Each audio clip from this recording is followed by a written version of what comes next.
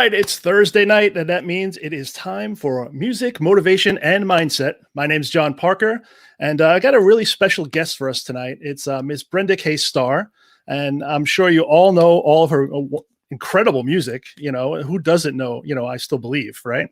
So it's going to be fun. She's a great, great, great person, and everyone loves her, so you will too. So let me do that. Let me bring Brenda on so we can get this show started. Here we go. Let me see. I got to move my cursor over here to bring Brenda on. There we go. Cool. Here we go. So applause for Brenda. And there she is. John. What is going on, Brenda? Good. How are you? Good, good. Everything's, going well. It's a little snowy here in New York, as you know, where you are. It's, we're dealing with that. But it is winter, right? So yes. we gotta we gotta do that whole thing. Definitely my favorite time of the year. Is it your favorite time? No, it's not. Oh, it's not. Well, you love Florida, so you love the heat, I really do. Yeah, no, I hear you. That's very cool. So what we're going to do is I want to, look at your history and see where the motivation for everything you do, like comes, how you got into the business, how what made you really want to become a musician and a singer. So let's start at the beginning. Okay. Where did that dream come from? How did you get inspired to become a singer? Well, I mean, it happened very young.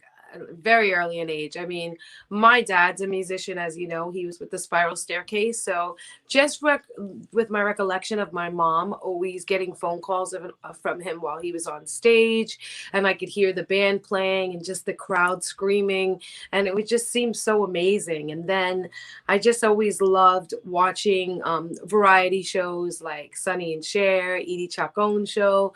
I would watch the Carol Burnett show. And I always knew I wanted to be a performer, but I think just by my mom just playing so many different styles of music at home and listening to my dad, it just inspired me. And I definitely very young, but I think when I really thought I wanted to be a recording artist is when I heard Stacey Lattisaw sing Love on a Two-Way Street. She redid the song, and I just told my mom, I was like, oh, this girl's singing a song and she's my age. I want to do that. I want to do that. So for my birthday, my mom asked me, did I want to party or what did I want for my birthday? And I said, I want to go to the recording studio and I want to record a record.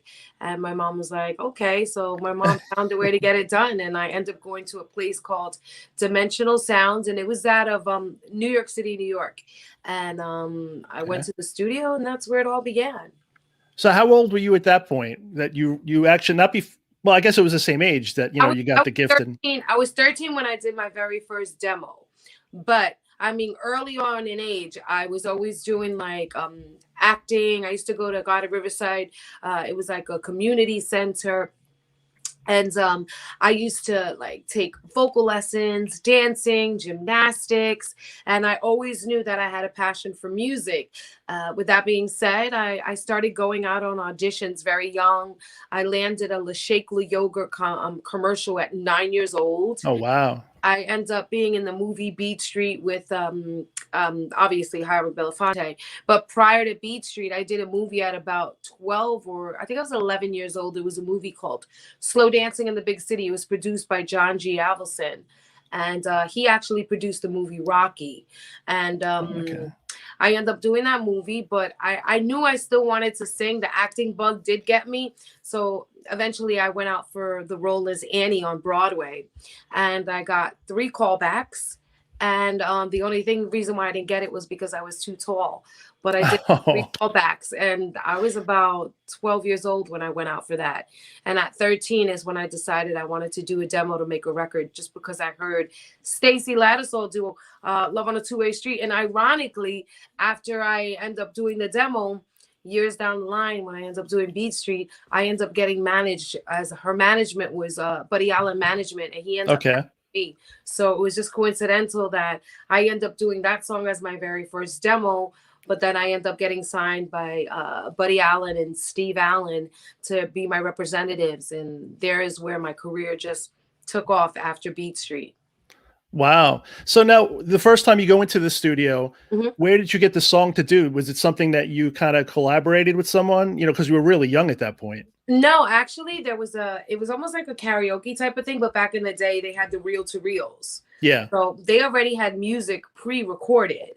So with that being said, I knew what I wanted to sing. So when I went there, there were lists of songs, and they happened to have the Love on a Two-Way Street version Ah, that was the instrumental that Stacey Ladisaw apparently used, and just like we do when we do karaoke nowadays, it was just back yeah. in that time we used reel to reels, and had a huge board, and I picked the song. I knew I was going to sing it. I was prepared to sing it, and I ended up just going in the vocal booth. And I remember it was $100 for my mom to pay for it to be done back in the day, and then that's what I did. I did it, and it turned out really good. I mean, I always love to sing. I'm born and raised, in music, but more than that, I remember coming down the stairwell in my building that I lived in, the Wise Tower Projects. And in the Wise Tower Projects, I remember that I always wanted to come down the stairs just because I would listen to the acoustics, and I would do Okay. acapellas and just sing all day long, just to go down the stairs. Didn't care what it smelled like.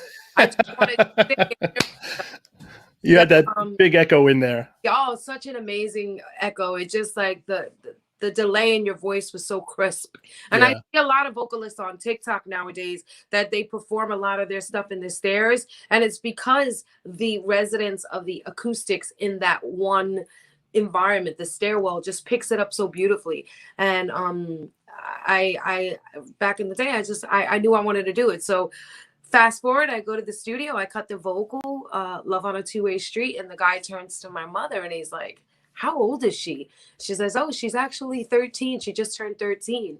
And he's like, she really has something special. So my mom was like, yeah, she loves to sing. He goes, no, I mean, like, she has something special. Something. Yeah. To try to tell her to push her or do this for her, help her, Right. because she could really be successful. So my mom's like, yeah, I'll talk to her. So then after I recorded the demo, my mom was like, oh, the guy says you sound really good. You should try to make this a career, like maybe do this like for like a living. And I told the guy, I said, yeah, I'm gonna be a star. Well, that's where the star in the name I comes from. wanted to See? do it. So how old were you when you did Beach Street? I think I was 17.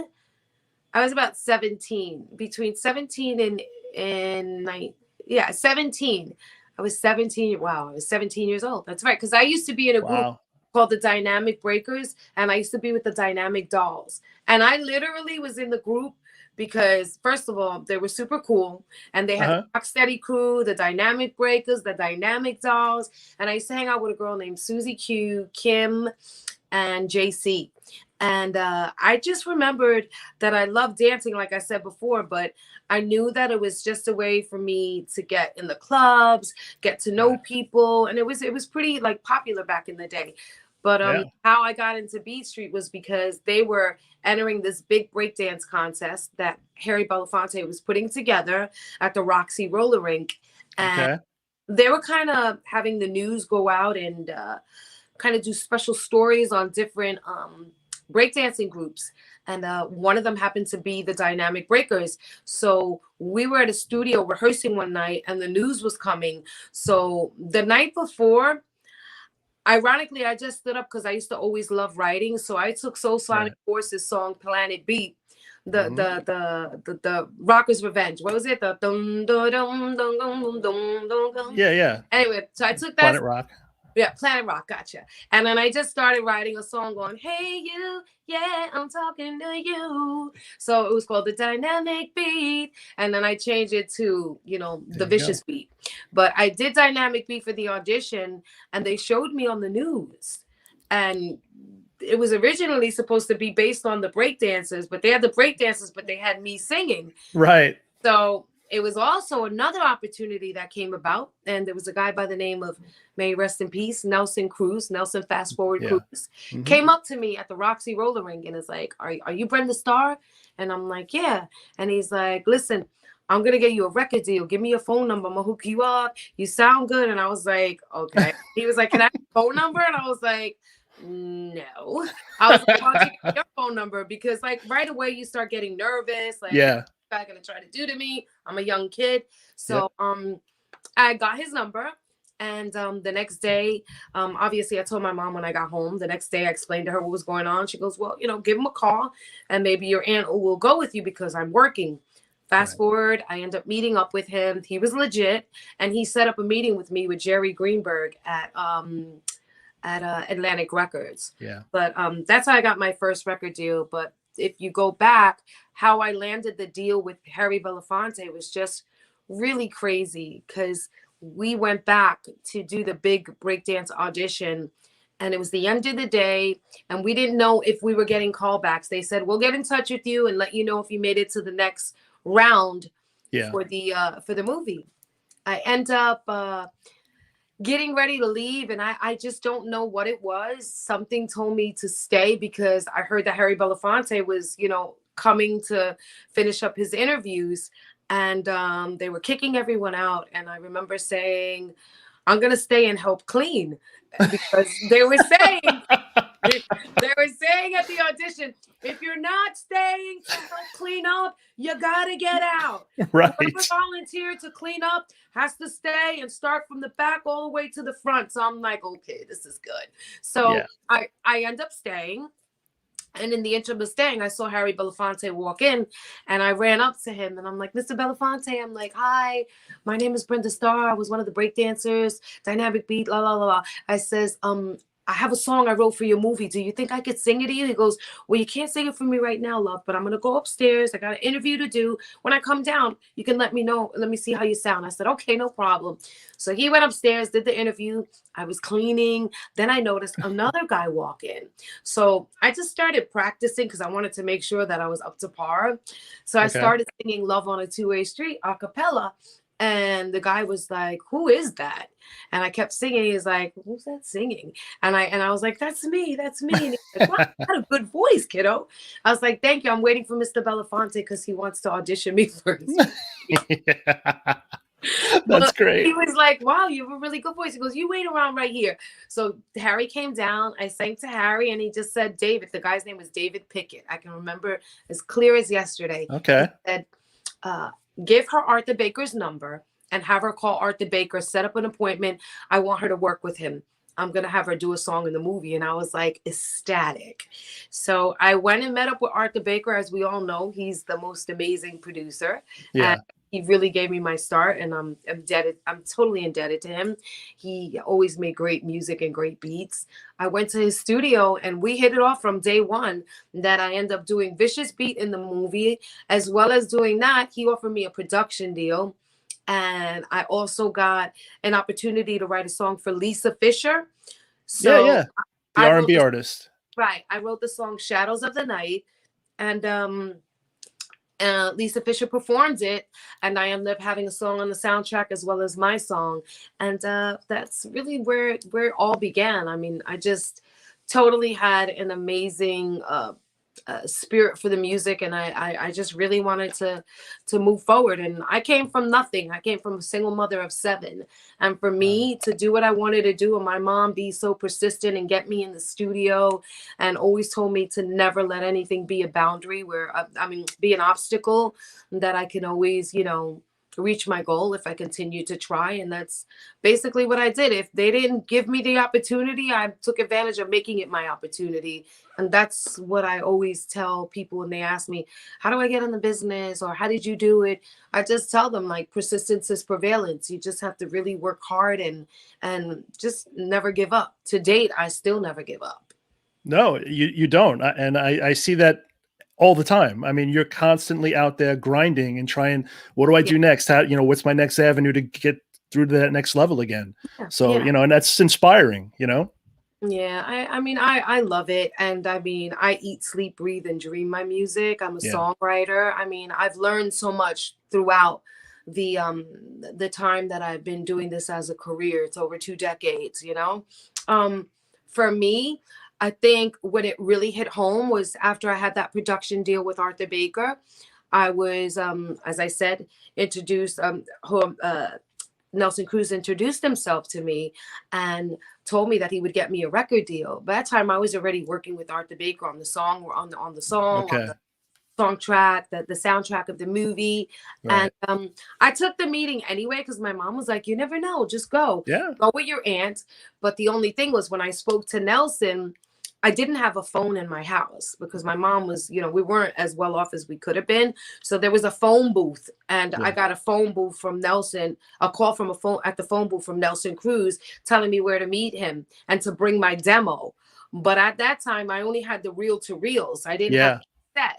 So I was like, oh, I didn't get a copy of the demo. I only have the big tape with the reel to reel. He was like, don't worry about it. Just come. I said, okay, my aunt's going to take me. So my aunt took me. And she said, whatever they do, they tell you to sing, you sing a cappella. And I'm like, what's that? That's when you sing with no music, you just sing. Right. Like the stairs. I remember saying, like, you do in the stairs. And I was like, okay. So I met Jerry Greenberg. And he's like, well, I heard you didn't get your demo. You couldn't get it. I said, but it's okay. I said, but I'll sing a cappella. So, and I just end up singing. And he was like, wow, really good. So he says he loved my personality and to come back the next day and that he would like to talk to me and give me something to present to my parents. And I said, okay. So I came back. And there is when he gave me a letter, and the letter was a letter of intent to give me a deal with Mirage Records, which was distributed by Records. Right. And offered me the deal, and they got attorneys and got me out of my production deal. And we still worked with Arthur on the album. So there wasn't any bad blood or any animosity. And I stayed very good friends with Arthur Baker and worked on several projects with him, as well as my first album, Arthur Baker, Lottie Golden, Tommy Farragher. Those were producers on the album, Gimme a Diodado, Who Did I Still Believe? Okay. And it just turned out amazing. And I didn't only get Beat Street. I got a contract with Atlantic Mirage Records due to Nelson Fast Forward Cruz and Arthur Baker being so, humble and not being a hardhead and allowing me to catapult and move into different entities of the business without feeling like I was cutting his throat, because I was young and I didn't know. But really believed in me. And I guess he said, you know what, if this is an opportunity for her, I'm going to let her go. And he was just so humble, and we did great music together. And that's really how my career just started without even expecting it to take off the way it did. Yeah. What's crazy is, so you go in, you do this demo and it's on reel to reel.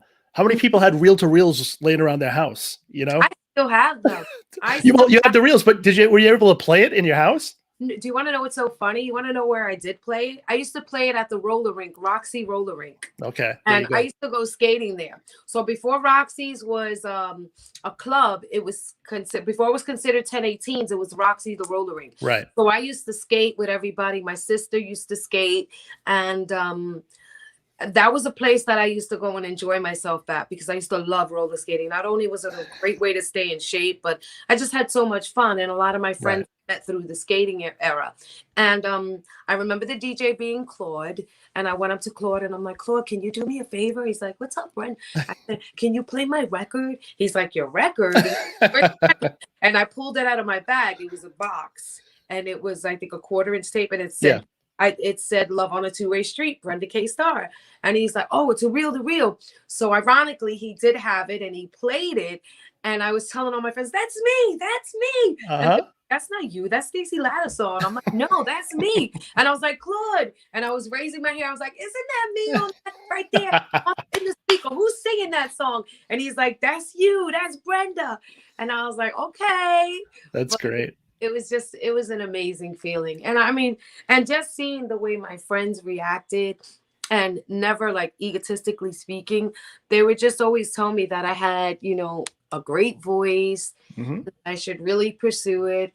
And I have to tell you that growing up for me wasn't easy, coming from a family of 7 and seeing my mom struggle and just dealing with childhood issues. And for me, the only solace that I had was my music, and that was my escape. And it's always been my escape to date. It's my escape for anxiety, depression. A lot of musicians deal with this, and I can't find any musician that says they don't, because this business is a very difficult business. For me, my advice that I can give people getting into this business is, you got to believe in yourself. You have to know how important you are. You have to remember that you're going to get a lot of, if you're not with a major label, we can't play your music. But for me, it hasn't been an obstacle because honestly, internet radio and XM and all these Sirius, all these stations play you. And and for me, I'm blessed to know that they still play my music. But if you get that door closed on you, just be strong enough to say, I can do this. And if you got to put it out on your own, there's so many different websites. There's so many different channels in the music industry that you can make it happen. Because like for me, people are like, oh, you're Brenda K. Starr. They'll call you back. Oh, you're Brenda K. Starr. They want to work. Oh, you're Brenda K. Starr. But it's really, you're as good as your last hit. Always. Yeah. So, that's unfortunate. It is unfortunate. But you know what? For me, I don't really care because I got the most amazing fans and I keep putting music out and keep putting music out and I continue to get the streams and I continue to get the great response. So for me, I've had my share of great awards, great recognition. The fans love and the fan support that take it to, great heights in terms of like with the Latin music. I've reached #1 with several of my Latin songs. I've reached #1 with several of my English tunes. And to date, I'm still doing really well with with Spanish. And I'm finally trying to take that leap of faith. And I am getting ready to put my very first English ballad out in over 2 decades. So for me, I'm excited about that. There you go. We'll talk about that in a bit. We actually have, since we were talking a little bit about the salsa stuff, there is a question. And Gary says, what inspired you to do salsa? Good question.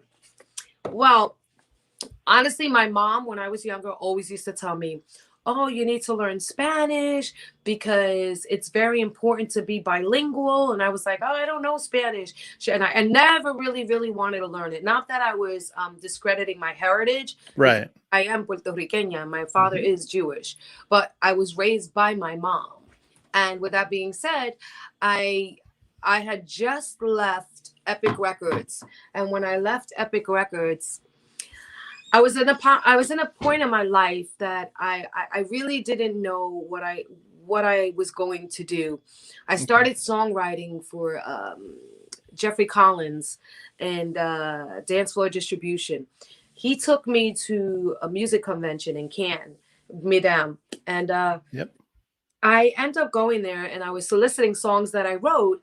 And a guy named Joey came up to me and he remembered me. I couldn't remember him when I first saw him. I'm like, oh, I don't know, but I'm act like I know him because I don't want to be rude. Oh, how are you? Oh, how you doing? And in my heart of all hearts, I was like, who the hell is this guy? And then a light bulb came off and I'm like, wait a minute, I do remember him.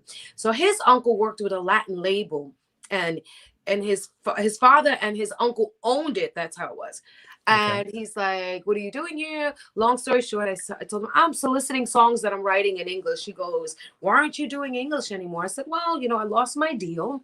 I was signed by Tommy Mottola at Epic. And then eventually I got dropped. It happens. So my last album with them was By Heart.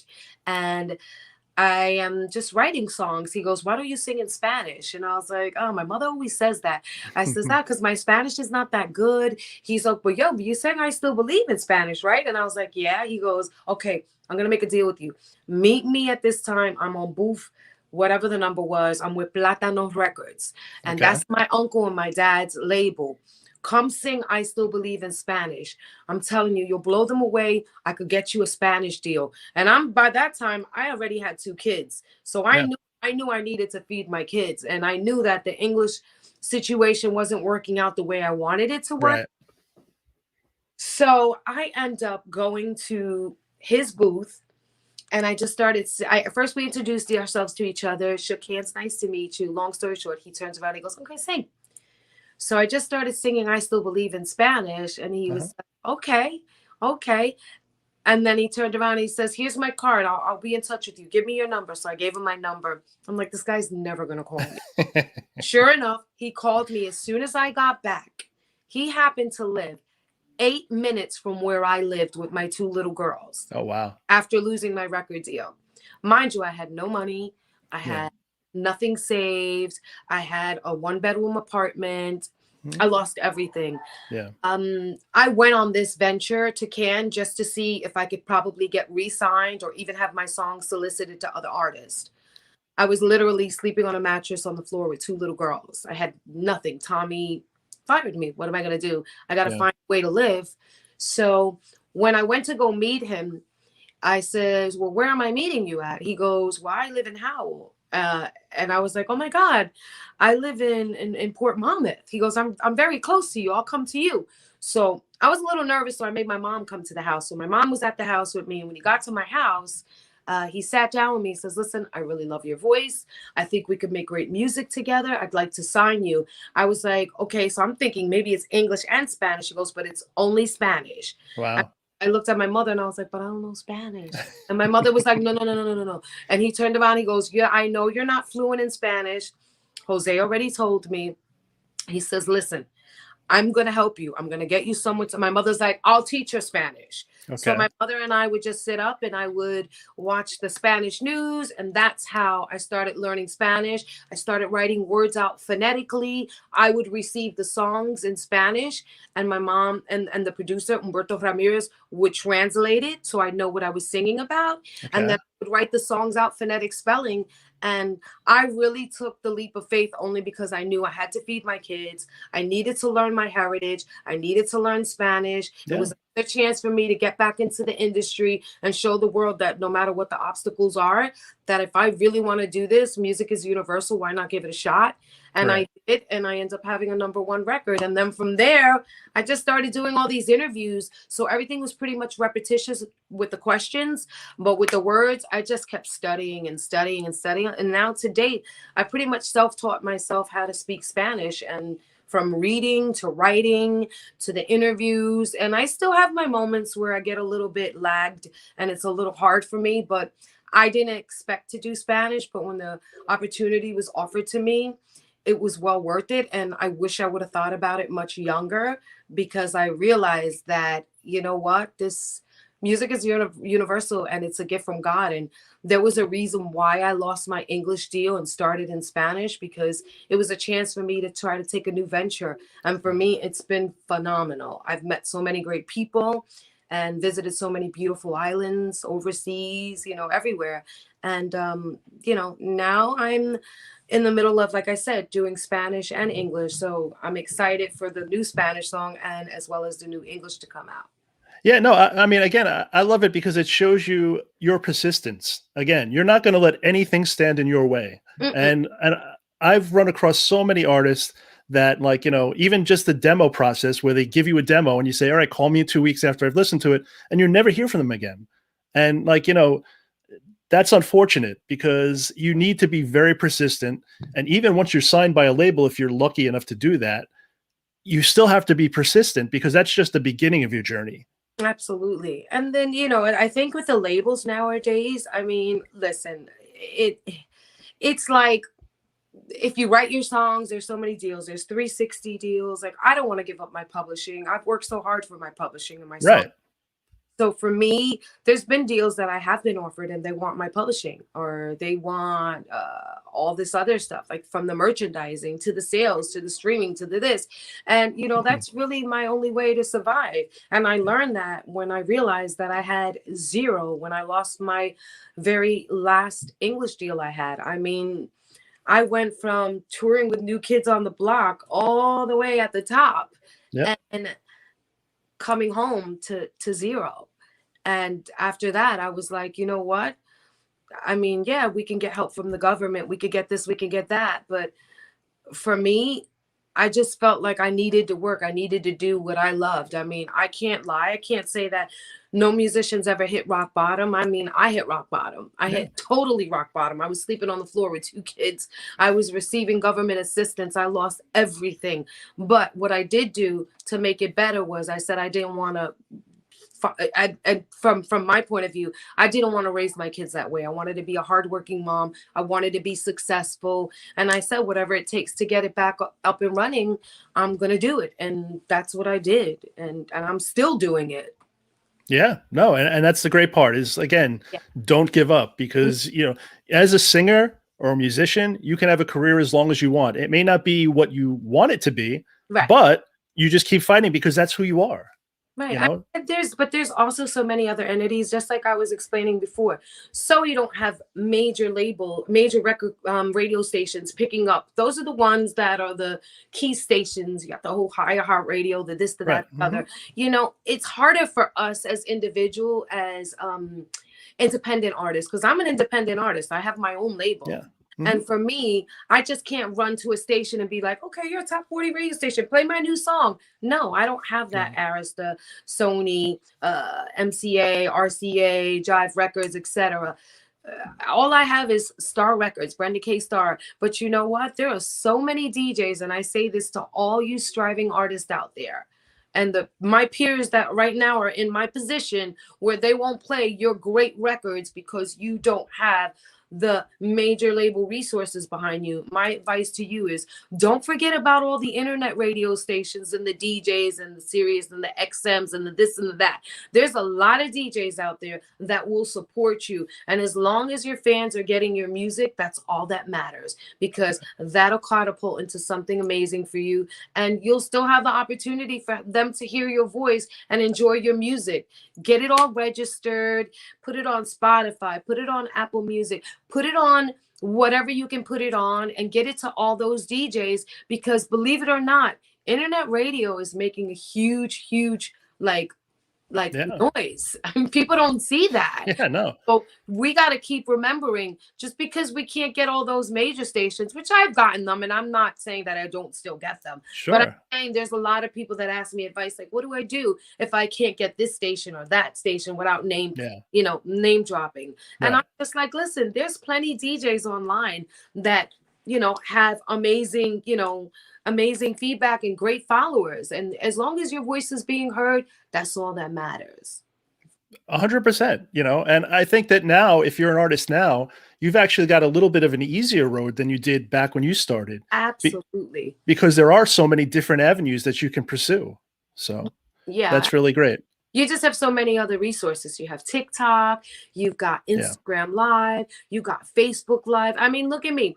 I decided, because of the whole COVID situation, that I was going to do a holiday spectacular show. Did I think it was going to come off the way it did? No. But remember, us artists, we're out of work. A majority of us had to return deposits because promoters, were like, listen, the show's not going to happen.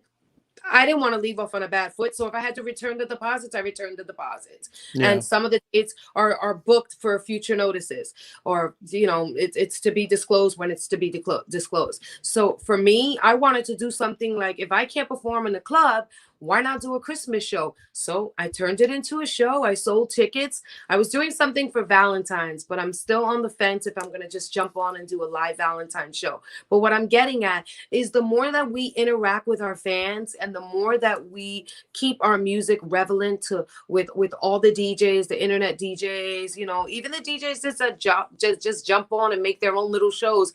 Let me tell you something. The littlest DJs to the biggest DJs on internet radio are the best ones to follow. Just give them love and they give you love. So it's not always about the major radio station, guys. No, it's so many different avenues to explore. Yeah. Sharon has a question. What is your dream type of music genre to sing for a future album? It's so funny, because this new album that I've been doing, it's almost going to be 3 years that I've been working on it. And the reason why it's taken so long is because I still write a lot of my stuff. But I would say, I can't even just pick one genre. I can't say I like English more than I like Spanish, because I love Spanish, because I love, performing with the live band. Right. And I just think it's very sexy to sing Latin music. But then again, when I sing the English music, it's so near and dear to my heart, because that's where I started it all.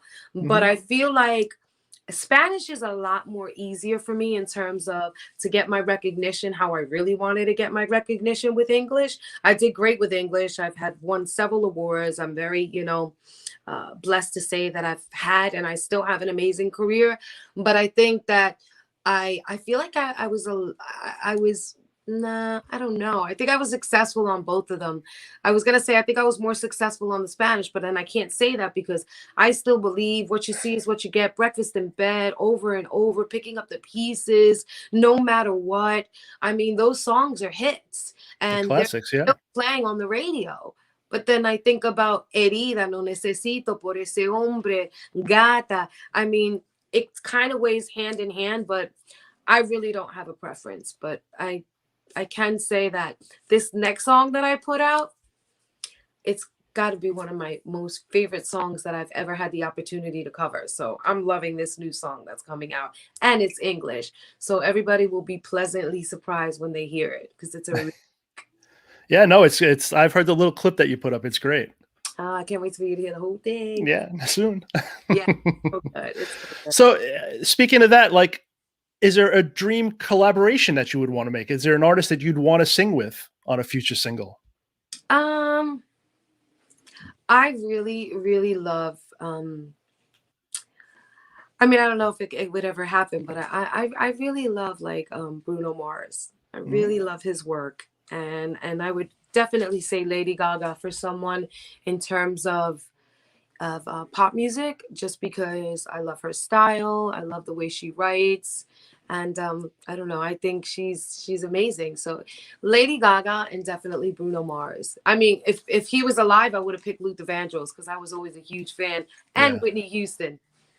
No, those are great artists to tag team with. Oh yeah, and I would definitely think about Mariah because we've worked together as young. There goes Gianna slide. Sorry. Say hello, Gianna. Say hello. She's going to do her homework. Sorry. There you go. Enjoy. I love you. Give me a kiss. I love you. Oh, God bless you. Love you. Bye. So actually, here's a question for you and Gianna. Gianna. So Cheryl's asking, would you and your daughter make a new song together anytime soon? Absolutely. That would be cool. Yeah. Yeah, I would do that for sure, as long as college doesn't take up my entire schedule. Totally understandable. Yeah, we actually did I Still Believe together as a duet when we did Good Day New York, which was pretty cool. I'm gonna go there. 'Cause I love Bye, you. guys. Have a good interview. Bye. Because we did that when we did Good Day New York. So that was pretty fun. We had a really great time. There But you yeah, go. I mentioned Mariah. I would love to probably do something with Mariah. I mean, we've known each other for so many years, and so many people think that there's so much animosity between us, which is definitely not the truth. I mean, I wish Ryan nothing but the best. I mean, I think she's super talented. She's amazing. And we've both grown. We're grown women now. We're not children anymore. Right. And I don't, blame her for any of the differences and me leaving Epic. Tommy has a mind of his own and decisions of his own that were made. And for me, I'm okay with that. Because if I wouldn't have gotten dropped by Tommy, I wouldn't have had the opportunity to go to Platano Records or work with Tito Nieves and Victor Manuel and do Spanish. So for me, I'm just grateful. I'm just doing what I love. So Right. that's all No. that matters. That's great. Do you remember the first time that you heard your record on the radio? Yes. Which record was it? It was What You See Is What You Get. And Okay. I was just getting off the airplane and I was going into a cab, and we were actually, it was me and my mom. We were coming from Miami because we were doing some press work to get all vamped up for, like, how they make you work the record before you even put it out. And ironically, I got in the car and I knew that the record was going to be released, and I heard it on KTU. And at that time, it was Hot 103. Oh, okay. So it wasn't the original KTU, it was Hot No. 103? Hot 103. And all of a sudden, I heard it and I'm like, wait a minute. I'm like, that's my record. And me and my mother were screaming, oh my God. And my mom was hugging me. She's like, I told you could do it. And the cab driver was like, what's going on? I'm like, that's me. I'm on the radio. He's like, who's on? I said, me. I sing that song. I started singing. He's like, oh, I got a star in my car. And my mother was like, yes, you got a star in your car. You just watch. Her name's Brenda K. Starr. And I was dying laughing. I was so happy. I was crying, and I ended up getting home, and I told my brothers and my sister, and then we would just listen to the radio all day, and every time they play it, we'd all be jumping up and down, and it just meant so much. I mean, I think it was an amazing experience to hear it on the radio. But the biggest experience, I say, that really stuck to my heart and to my mind was when I got the record deal. And I was in the cab with my mom. I'm gonna fix this. Am I doing this right, John? Hold on. I just want to see you better. There There you you go. go. I was in the cab with my mom. And I was at home with my mom, and I remember going to meet Jerry Greenberg for the very last time before I signed the contract. And he gave me an envelope with the contract, because that's when I was supposed to pick up the contract. And in the envelope was a check for $15,000. And I thought it was $150 because I didn't know. I was really young. Yeah. And when I got home, I says, okay, so he gave me the contract and this is the check. And my mom opened the letter, the envelope, and in there was the contract with a check. And my mother, I could only remember her screaming, oh my God, do you know how much money this is? And I'm like, what is it? $150, right? She goes, no, $15,000. Mind you, we lived in the projects. So I told my mother, I was like, get rid of all the furniture, Mom. Let's refurnish the house. You could keep it. I don't want it. You just take it for whatever you want. I got my bedroom set. Me and my sister shared. So we got new bedroom sets. My brothers got their bedroom sets. My mom furnished the whole house. And I told my mom, I said, if I'm going to do this for the rest of my life, you're not going to have to clean houses. My mom used to clean houses, run illegal numbers. My mom used to work at the hospital as a translator. She would do whatever she can. There were 7 of us, and she never, ever went without giving us whatever we needed as a responsible parent. And I think that's where I got my drive from. But that's one of the most amazing moments that stood out for me. And that's why I can't say which preference I would, what would be my preference in terms of music, English or Spanish. But I think I love both. I just love to sing. No, and you're very good at it. DJ CC says hello to you from Forever Freestyle's music page. Hi, how are you, DJ CC? Much love and happy Valentine's to everybody coming real soon. Yeah, you know, speaking of that, if you guys are interested, Brenda is actually on Cameo and she's doing little Valentine things. So, you know, you can reach out to her at cameo.com/Brenda K. Starr. And, you know, she'll do a shout out to your loved one, which is kind of cool. Yeah, we do the makeup, the breakup, the anniversary, the divorce. No, we're doing the holiday Valentine shout outs. There was one I love you, baby. If it's quite all I need you, baby. Remember that song? Someone was like, you sing that song. I was like, okay, you pay me. So we're getting for that. And then we got a booking for I Will Love You So, for Always, the Starr. Oh, Atlantic Starr? Yes, and then I did 3 for I Still Believe for one couple that just broke up and the girl wanted to tell him that she still believes. And then I had another one because it was the guy's wife's favorite song. And then I just did one for some corporate guy. But it was fun. So, you know, stuff like that. And then there's just messages like, hey, it's Brenda K. Starr wishing you a very happy Valentine's from your boyfriend, Teddy. He wants you to know that you better get sexy tonight. So they'll tell what they want me to say in the interim. It's pretty cool. Yeah, that's great. Now, are you just doing it for Valentine's Day or are you on there permanently? No, I've been on it for a while. Okay. I did take a break because I was getting a lot of requests, and at one point it was kind of interfering with recording, and I was overseas, so I couldn't do it overseas. But since the pandemic, I kind of just slowed up on doing, because I didn't think, you know, no one really wants to do that right now. They're too busy worrying about their health, and they I don't think between writing and recording from home that I had time. But I just put it on hold for a little bit, and then they reached back out to me, and I was like, yeah, I'll definitely go back on. So since I've been back on, I've had great requests, and it's a lot of fun, you know. And it's not that I didn't want to do it. It was just so time consuming because it's a lot. Even when I was in Peru, they wanted me to do one, and it was like I couldn't because of the internet and this and that. So it was kind of hard, but but I've been doing it for a while. Speaking of like the pandemic and all that stuff, I mean, nobody's performing right now. Have you had any opportunities to go out there and do shows? Yeah, I did something for Casa Maria, and that was a virtual show. I actually recorded it in a rehearsal space, and obviously all the band members had to do a COVID testing prior to being in the space. Some were masked, some didn't. I ended up just performing, and I did my whole salsa show, and it was all Spanish. I think I did one English song. which was I Still Believe.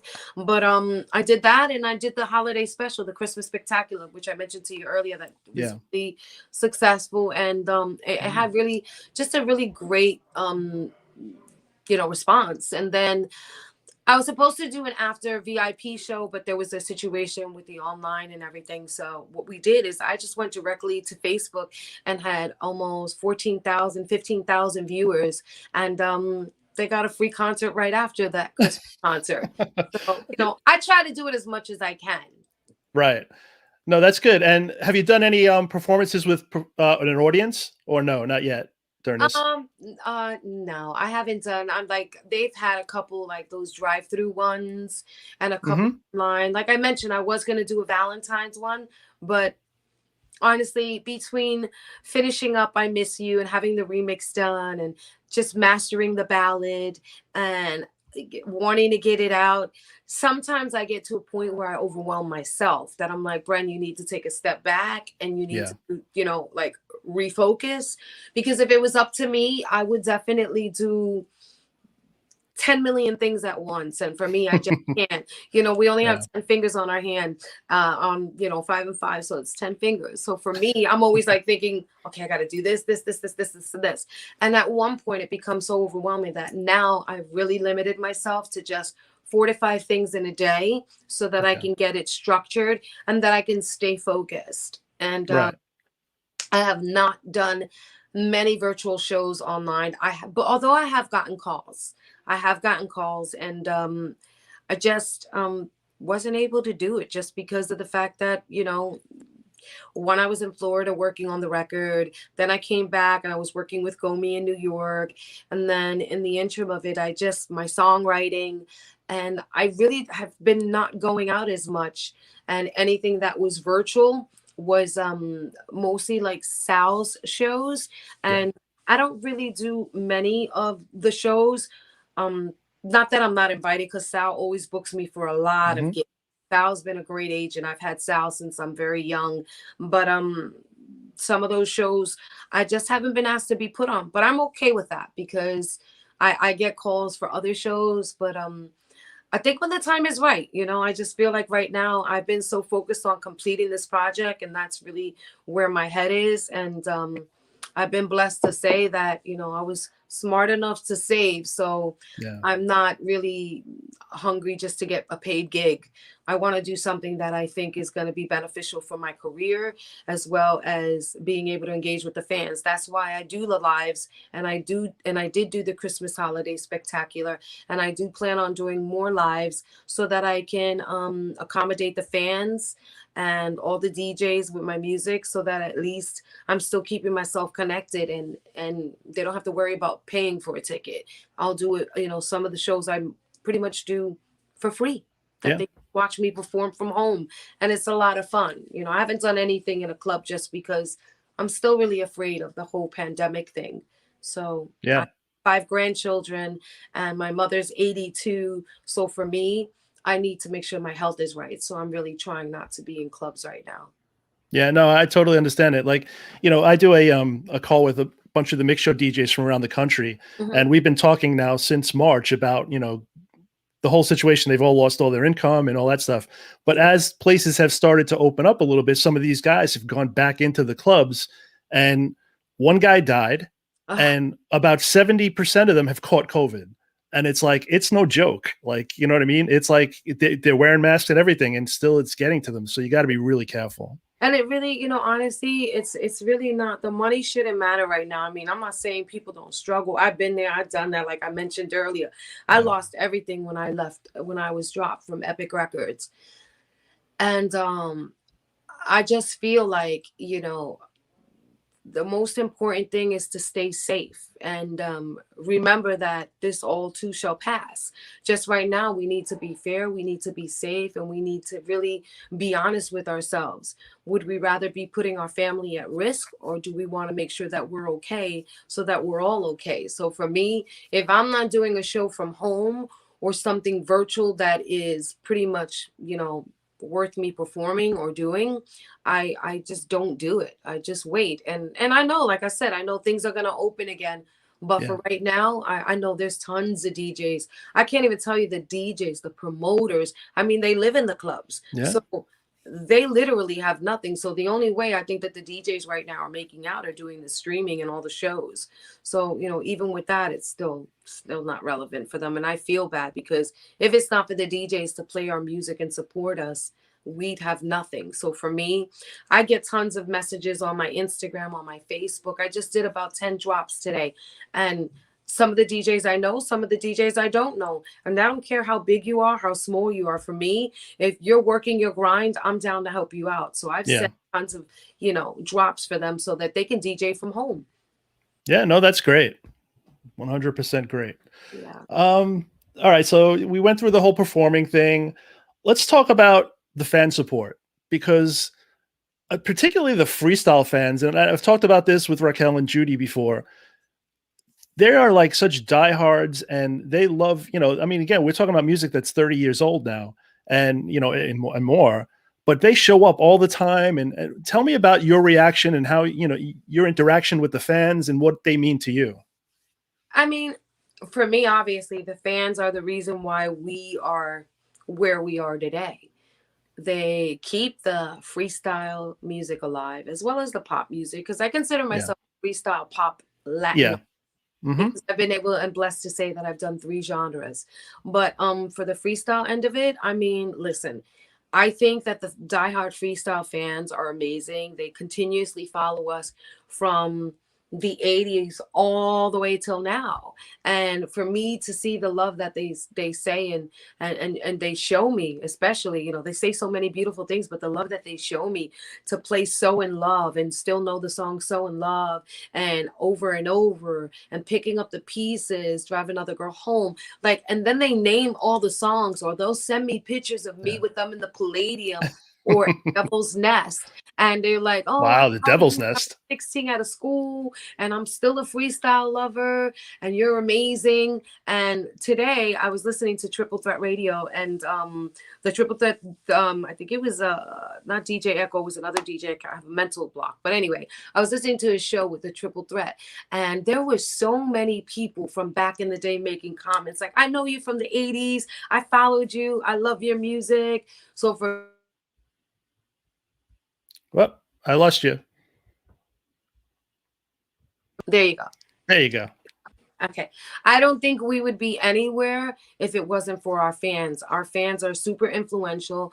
They're definitely the reason why we continue to strive and move forward. I can't tell you how many times I've got stopped in the street and people have told me, oh my God, you can't stop singing. You got to keep singing. You're amazing. When are you coming out with a new English record?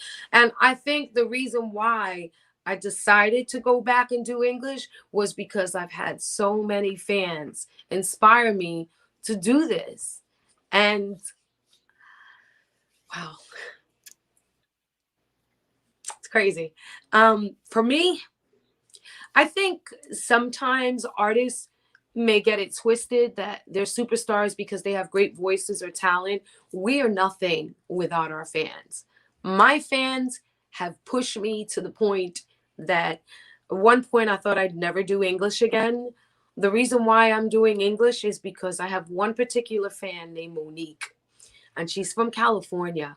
She has followed me since she's 16. She's a transgender, and we became the best of friends. I don't talk to her on a regular, but I'm talking about in the music theory end.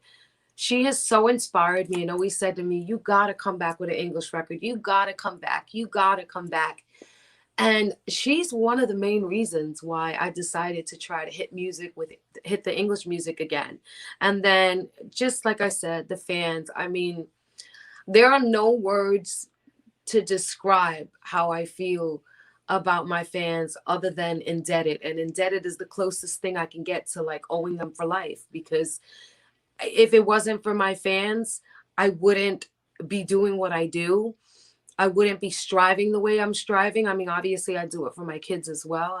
And it is my form of sanity because I feel like I'm only happy. And like, believe me, I love my children. I love my grandkids, my husband. I have an amazing marriage. But I feel like if I didn't do this music, I would be lost because this is all I know how to do. And with the love of my fans always saying, wow, you haven't aged vocally, you haven't aged visibly, you can still do this, it's never too late. I mean, I'm not a 22-year-old, 23-year-old.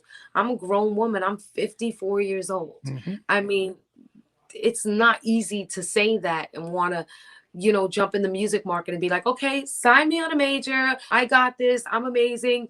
But you know what? As amazing as you think you can be or feel that you sound great, it's the fans that give you that sense of stability where it's not that time to throw in the towel. So my fans to me mean they're beyond a major label. They're beyond any record company. They are my source of survival, and they're the reason why I do this, because I can drop a song and if 10 people hear it or 50 people or 25,000 or 25 million hear it, at least I know the people that do hear it are the people that appreciate me, and those are my fans. And that's why I do what I do, because I affect each and every one of them in some way. So for them, I will do anything to let them know that I'll continue to sing, not only for them, but you know, for the fact that they're the reason why I'm not giving up. And that's a beautiful thing. You know, I know that, you know, the people, especially in the chat, appreciate you talking about the fans that way. It's really, you know, it's an important thing that most artists don't, they say things, but they don't feel it like you do. You know? Oh no, I it's crazy because I get like a knot in my throat. I don't know if you noticed. I was like, okay, Yeah. Brenda, you can cry. And for me, hold on, it's hard because see, I have this album. Hold on, this album. Let me just get it. And this album. These were my albums. This is my very first album that I have did. that album. Yep, love that album. Did you see it? Did I push it over? Okay, here it is. No, we're good. Okay, this was the first album I did, I Want Your Love, when I was signed through Jerry Greenberg Mirage. Mm-hmm. Then I end up doing the Brenda K. Starr album on MCA. And then I end up doing the By Heart album, which actually I'm waiting for the arrival of that one because we just moved into a new home and a lot of my stuff was taken. So I had to reorder a lot of my vinyls. But what I'm getting at is I have so many people who send me pictures when I'm 14, 15, 16, 17, actually 16, 17, 18 until date. And 90% of them are from fans. And I can't believe half the stuff I get from them, either sent to me through Messenger, through Instagram, Mm-hmm. to my fan club. And I just say, you know what? These are the people that appreciate you. Yeah. And a lot of artists think, oh, I'm going to be a star because I'm going to have this deal and I'm going to have that deal. But remember, like I said earlier, you're as good as your last hit. And for me, the fans don't think that way. They love you for who you are. And your music always has a story in their life. So for me to be able to continue to leave that legacy behind, doesn't matter what award I get, doesn't matter who I'm signed to. All that matters is that I made my fans happy, because they make me happy. And when I see them smile and clap for me, it just gives me the energy that's so unstoppable. No, that's great. Love it. Now, we talked a little bit about family, about Chris and the wonderful husband he is and how he sets everything up like this interview for you. He does it. He does. I drive him nuts sometimes. Yeah, I know. How did you feel when your daughters wanted to get into the entertainment business? I mean, you know, obviously Gianna is in it right now, but I don't know if I ever mentioned to you, but my daughter Tori, a model. Tori Alexa. She's a model, but she's also a singer, John. And oh, she is? I didn't know that. Yeah, she's been recording some stuff. Her vibe is very Aaliyah, Kehlani, very Sade, like crazy vocals. I mean, very sensual, but still just great pitch. You know, she's got a great style to her. Not like she's mimicking anything out there. She's got the full package. She's working with a team right now, putting her package together to hopefully get it shopped. And she's doing that. And Gianna right now has a song out called Hypnotize. Her first release was oh my goodness, You know what it was, John. I can't remember right now. I know Feel the Same was the second one. Nights with You was the first one. She's had over 600,000 streams on that one. She also has Nights with You, Feel the Same, and she just came with another song called Hypnotize, which everybody can download. It's Gianna Isabella Hypnotize. That is now starting to make some momentum. And I'm really happy for them, but like I told Gianna, there's days that she's like, I don't understand why this isn't done this way. Why didn't they do this? Why isn't this done? And the only thing I tell her, I said, listen, Gianna, if you want to do this job, you got to have thick skin, because I'm going to tell you right now, there's going to be days that everybody's your friend. And then there's going to be days that nobody wants to talk to you or return your phone calls. I says, you have to learn to love you. And I says, if you know your talent and you know your worth and you know your gift, if they believe in you the way they believed in you and they signed you, I says, you'll get the success. Not everybody has all the resources to take you to number one. But what you're doing right now is you're paying your dues. Put your music out there, because one day something's going to stick. You already have great fan base. You're really doing well for just starting out. It's only been maybe, this is Gianna's, it's her second year, maybe her first, a year and a half because of the pandemic. So this is really her first time ever getting singles out. So obviously her writing is doing well. She owns all her publishing. We did do the deal where she did not give up her publishing. So, I mean, I just explained to her how important it is not to give up your publishing. And the interim of her signing the deal, it took longer than we wanted to, because we had to make sure that her attorneys knew that we would sign the deal. But the only way we would do it is that she keeps her publishing, because of the fact that that's something that I didn't do as a young girl. So now I do it, and I have all my publishing. But I've taught her that, and I've taught Tori as well with the business. It's about branding and preparing yourself, because nowadays it's not like you walk into a record label. It's what they see via numbers. They want to know your numbers on TikTok. They want to know your numbers on Facebook, on Instagram. I said, so all you have to do is keep posting, keep posting, keep posting. And believe it or not, they will come get you. I mean, you're with a label right now, Gianna, which is an independent. And I told her, I says, just continue to make noise with your voice and keep spreading the word with your fans as well as the company. And I said, and it'll happen. If it doesn't happen with this particular company, I said, that doesn't mean you give up. That just means you just have to work harder and wait until it's your time. I mean, look at Mariah Carey. She couldn't get a deal for quite some time. She had been doing it for a while until we met each other. And it was just my calling and her calling for us to unite and us to make this happen. And that's the reason why it happened for her. But we don't all know her struggles. I do, but everyone else doesn't. So that's the same thing I explained to my daughter. Do you think Whitney got a deal right away? Do you think Mariah got a deal right away? Did you think she was a famous artist right away? I says, look at Beyonce. I says, Beyonce was with Destiny's Child. They had a couple of albums when her dad was working with her. They didn't make it until the Survival album. I said, so you have to remember, it's about paying your dues, and you have to be prepared. And if this is something that's going to make you sad and unhappy, then you shouldn't be singing. I says, because as long as your fans are happy and you're doing what you love, I says, then everything else will come with time. And always keep it. I always tell her to keep it in prayer, because I'm Christian, and for me, everything should be in prayer, and just always pray that, the Lord really, blesses us with good health, and everything else should be, extras. So for me, I got great health. Thank you, Jesus. Thank you, God. But more than that, I know that, I just express to them, you know what? As long as you're doing what you love and you work hard, it can happen.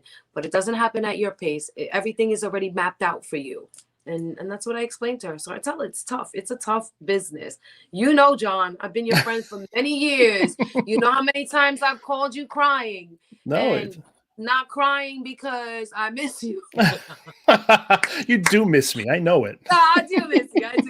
But crying because I'm like, John, what am I doing wrong? And that's what I get from her. And the advice you've always given me is, Brenda, you're talented. Don't give up. You're crazy if you quit. I don't know how many times I've wanted to quit, but I've had friends like you. I've had fans that I have. And, that's inspired me to just, stay true to myself. And like I said, It doesn't matter about the Grammy, the American Music Awards, the this, the that, the Billboard, the da, da, da. All that matters is I'm doing what I love. And if I could continue singing till the day I die, and when I leave this earth, all I could say is I left beautiful music and I left amazing memories. And that's all I want to do. And that's what I tell my children. And if they want to be in the business, they got to learn to accept a lot of no's, and more than no's, they got to learn how to deal with a lot of hypocritical people, because there are tons of them in this business where you make a phone call and they don't call you back. John, you know it more than I know. I'm living it, you know. Listen, you wanted me to keep it raw and keep it real. I'm just keeping it real. It is real. That's what it is. It's, you know, people don't understand that side of it. Right. Like, they think that things just happen, and you can be the best singer in the world, and there's thousands of them out there. But if you don't have a hit song, you can't make it. There's a whole so many dimensions. Or if you don't have that connection, right. Or if you're not brown nosing, and as you know, John, I don't kiss nobody. Nope. I don't kiss. That's what I love about you. I don't either. Because for me, I feel like if I'm offering you a call and you don't call me back, it just shows me that you're not interested. And if you're not interested, okay.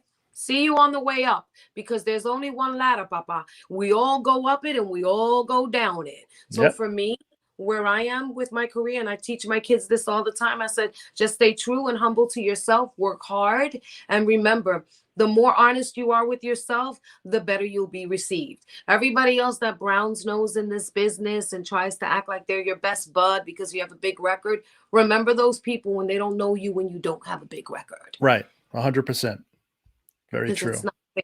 Just, if you're going to be my friend today, be my friend for richer or for poorer, for famous or for non-famous. Because for me, I'm famous inside out, which means I have a beautiful heart. I don't have to be a superstar to be your friend. I'm as normal as everybody out there watching tonight. Yep. I just finished cooking meatloaf with mashed potatoes and corn on the cob 10 minutes before my interview, because my kids are like, are we eating? I'm like, oh, yeah. I'm going to cook for you before I do this interview. Yeah, you're eating in a minute. In a minute, all right? But I mean, if you don't believe that Brenda's real, follow her on Facebook. And when she does her videos, it's real. Like, you're the best on there. Thank you. Did you see the one we did after the Christmas spectacular? I had a little bit too many cups of my little red wine that I have here in my little corner right up in here. Hey, it's the holidays. I had so much fun on the night we did the Christmas spectacular show, because right after the show, I was just so relieved because I directed and produced it. And I was in the studio for a total of 3.5 weeks cutting all the vocals. I put my husband in the studio. He did a duet with me. That was great. My daughter sang. And I was really proud of myself. So after I was done, I was like, I am totally going to have me a glass of wine and unwind. My one glass went to the whole bottle. By that time, I was just giving a whole free concert. It was a big glass. Oh, very big glass. Yes, so, hey, let's say hello to Mr. Bob Burke. I love Bob. He says that Brenda and I'm sure he'll answer. Brenda and Chris have taken the time to learn and adjust to the business model of today, which is really important. It's like, it's new, and every day there's new things coming on, and you've learned how to do that, you know? I mean, I'm still learning. I mean, John, I have to be honest with you. I'm so bad with like the social media stuff, like the TikTok and the this and that. I'm working on that now. I literally filmed a video last night so that I could upload it and put it to TikTok challenge for the I Miss You song. And it's funny because I'm like, Chris, I don't even know how to do this. And he's like, Brent, just be you. Yeah. If I tell you, we must have took the video 30 times because we were dying laughing because I was trying to figure out a dance. But that's the ones you put up when you're dying laughing. Yeah, it was so funny. He was like, no, put that one. But we, you know, I just think just the times have changed. You know, now it's this whole social media thing. And for me, I was used to just picking up a phone and making an appointment, yada, yada, yada. And now it's like this whole social media thing has came, and it's also worked for the better because there's so many people that are becoming successful off of it that you don't have to walk into those major record companies or those major agencies for acting or singing or dancing. You're getting so many more opportunities through the internet, and it's just amazing that so many people are given shows, and it's just a chance for them to do what they love and not have to deal with a majority of the bull crap. But Yeah. Bob Burke, I have to send them some big hugs and kisses for him and Debbie. I mean, him and Deborah are such amazing people. Deborah actually does what I do. She mentors kids in music. And I don't know if I mentioned that to you as well.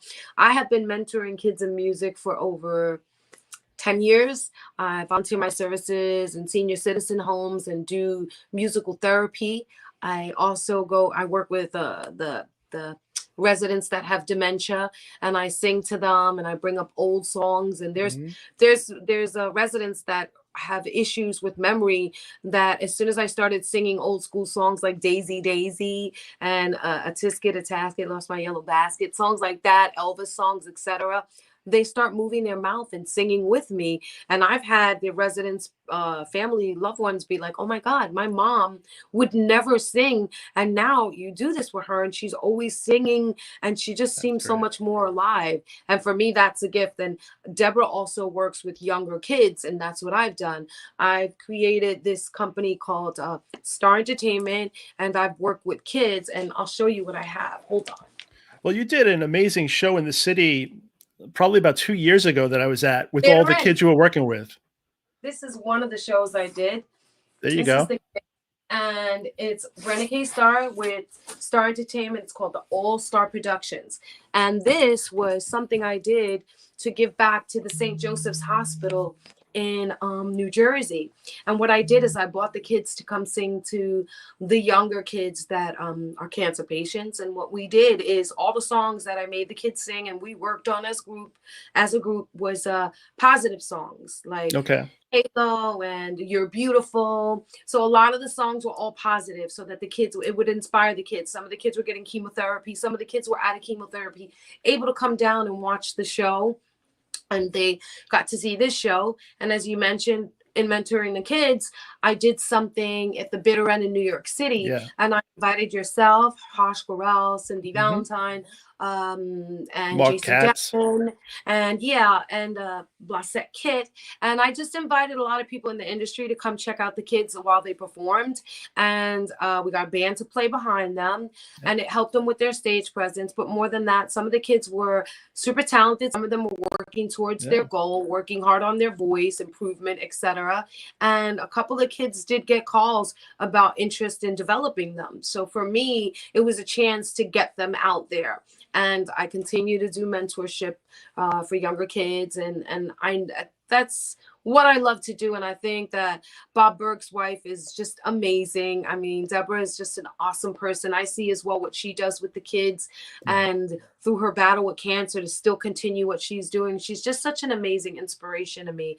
And I love her dearly. Although we don't speak every day, I genuinely love her. I think she's an awesome person. And Bob is always been a great inspiration. He's always brought flashback pictures. He's always commented on my music. And he's just been really genuine in this business. He's another you. And there's not many of you out there. So I appreciate having your friendship and your honesty as well as Bob's, because these are two people I could say in the business that have never changed and have constantly made me feel like an amazing person. And I love you guys for that.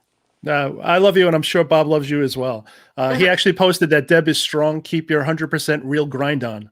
So, and he sent a little picture with a heart and a hug. So he loves you too. No, I mean, you gave me an amazing moment at Summer Sessions one year where we were giving you an award after your set, and they called you.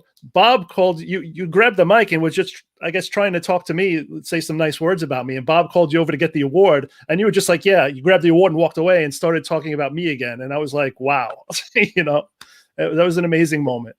I was only honest. I was only being honest. I mean, yeah, I received an award, and it was a really nice gesture. But the award, like I said, is a nice gesture, but it doesn't even go far beyond it. You exceed any award, and you have been my friend.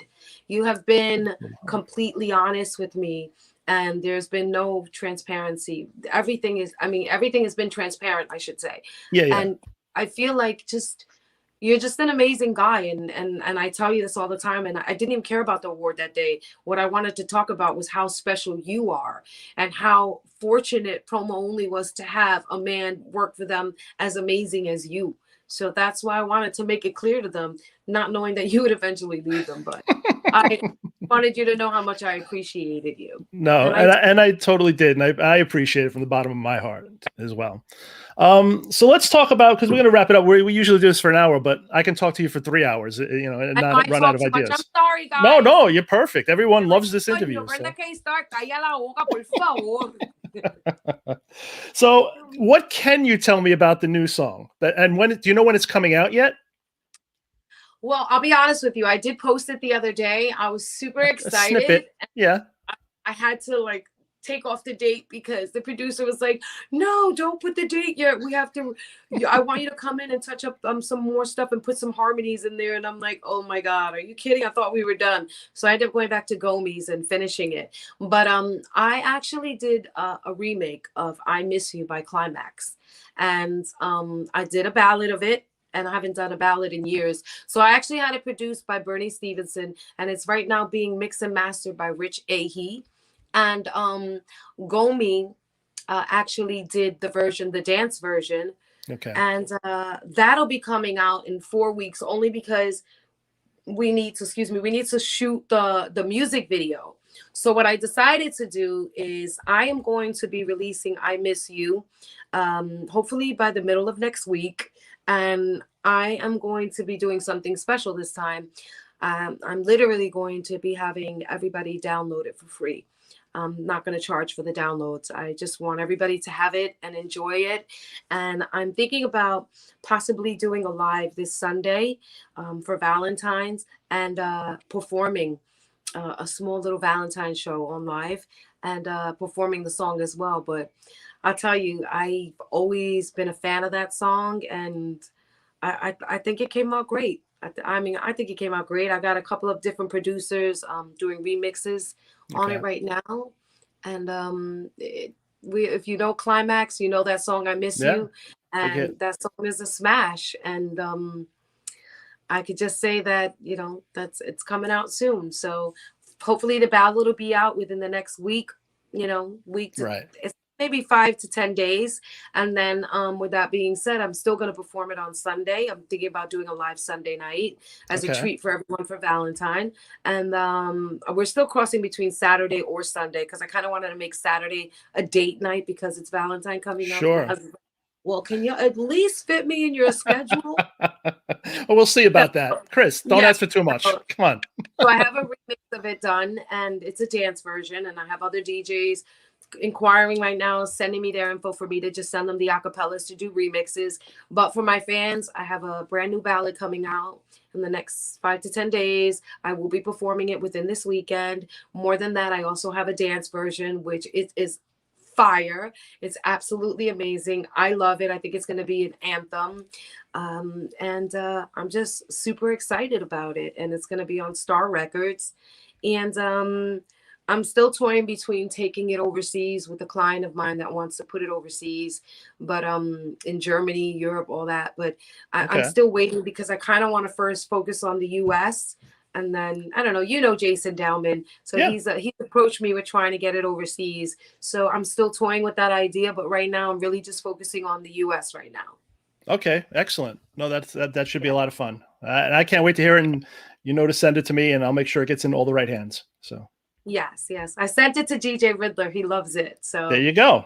Yeah, he's like, wow, Brenda, this is excellent. So I also sent him some vocals for him to do a remix, which we'll be working on a remix together for that. Good. And James Anthony as well got the acapellas.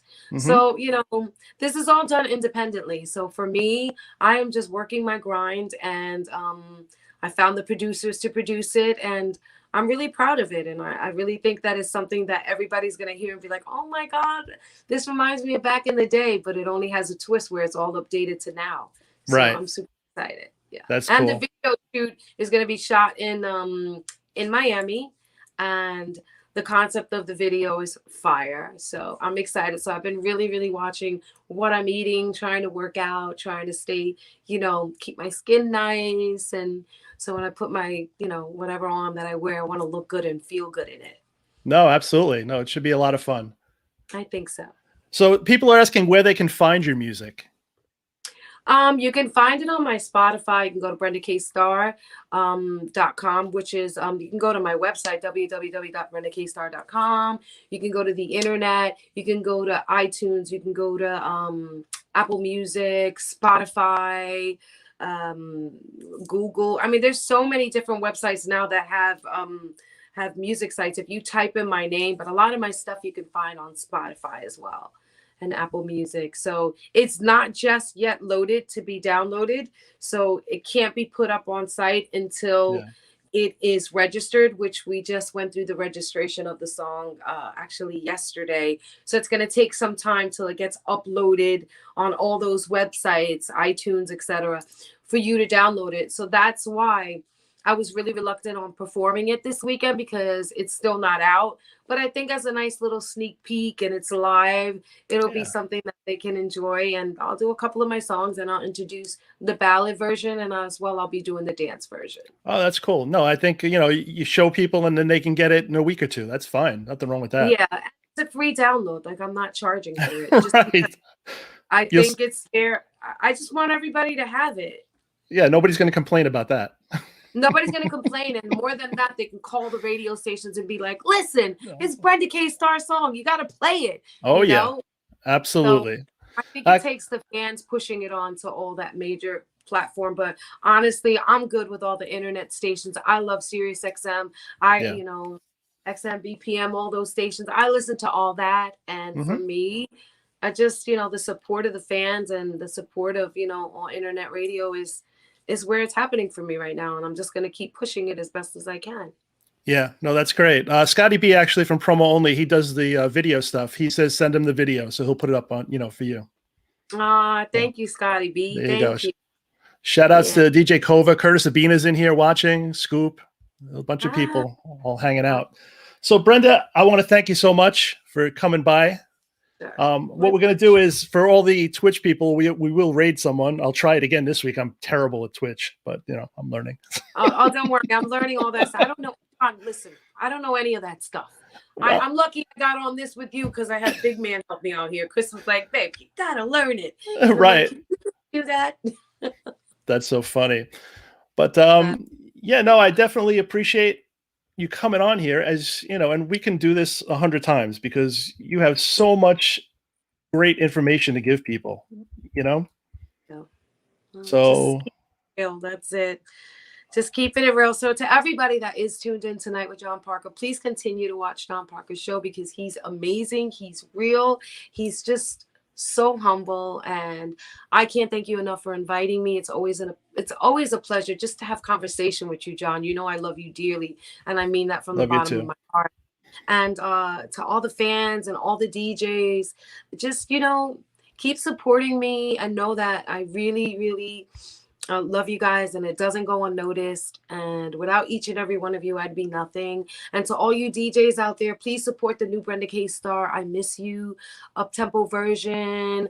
If you have any nights where you do slow jams, pick up the ballad. It's a great song. Play it. And to each and every one of you who just really love music, just check out the new I Miss You by Brenda K. Starr, both versions, and call all your local radio stations. Push it, push it, push it, because we are the people that get our voices into the stations that, some of us are not fortunate enough to have the ability to get in there anymore, because you don't have a Epic or a Columbia behind you. This is me, just Brenda K. Starr, Starr Records. But let me tell you something. I'm not going to quit what I'm doing. And it not more so than ever, I'm not quitting, because you guys give me the strength to move on. So please continue to support my music, and thank you for what you do and for all you are. I would be nothing without you. So I love you guys. God bless you. Have an amazing Valentine's, not 4th of July, Valentine's. That can't come soon enough. It can't come soon enough. And just know that I really appreciate you guys. I really do. One last question for you. Is there going to be any release of physical copies of the song? Like, you mean like hard copies? Yeah, like a CD or The only vinyl. thing about that, the downloads will be free, but I think the physical hard copies, because we have to purchase to have them mastered and printed and etc.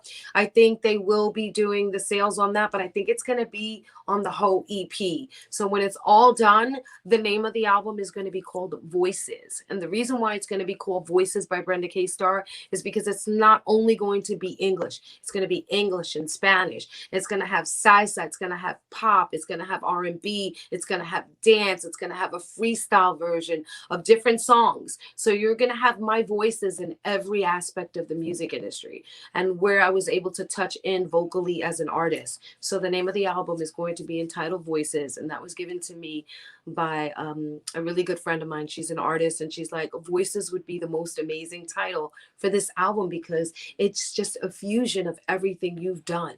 So that song I Miss You will be on that album. So that will be a hard copy, but that will be for sale. But the download of the ballad and the up-tempo, the download of the ballad is going to be for free, but the up-tempo is going to be a download. It will be a cost for that. Okay, cool. Brenda, hold on. We're going to raid this channel, and I'll talk to you once we get through this. Facebook people, YouTube. Huh? Yeah, it's raid. It's called, we take all the people that listen on Twitch that hear, and we send them to another DJ. Isn't that cool? Okay, that's yeah, we're not spraying them with bug spray. Only you. There you go. Hold on one second. Thank you, everyone, for watching. Let's go say hello to our buddy, Jay Dobby. Let's start this raid. Hopefully this works. I don't know. Again, I'm not good at this stuff, but I try. So. You are good at it. You'll figure it out, Bob. You got this. I got this. Hopefully, raid now. Let's see. We're going to raid now. Let's do this. So hopefully we went over to Jay Dobby. Let's take a quick look and see if we got there. Where is Jay? Don't sign off, Jay. There he is. You know what? I think we got there. Now we're listening to Tinder commercials. Okay, great. I'm me, and I'm not afraid to hold back on being my cool. All right, let me end this broadcast, but you stay there, Brenda. I think it's a Tinder.